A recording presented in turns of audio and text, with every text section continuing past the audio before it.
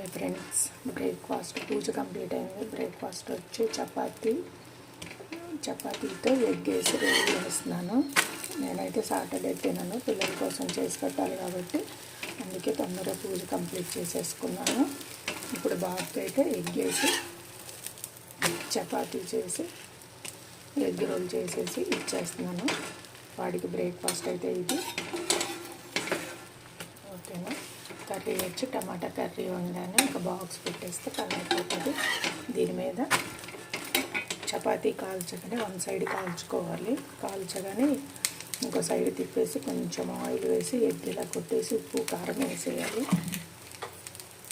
Next దాని మీద నుంచి ఇట్లా చీజ్ తురిమి చూపిస్తాను. మళ్ళీ చూసారా, ఇట్లా చీజ్ తురిమేసాను. ఇంకా కాల్చక్కర్లేదనమాట, ఇలా ఫోల్డ్ చేయటమే.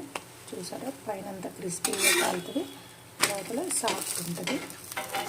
బ్రేక్ఫాస్ట్ రెడీ అయిపోయింది. ఓకేనా. పిల్లలకి ఇలా చేసి పెడితే తింటారు. ఓకేనా.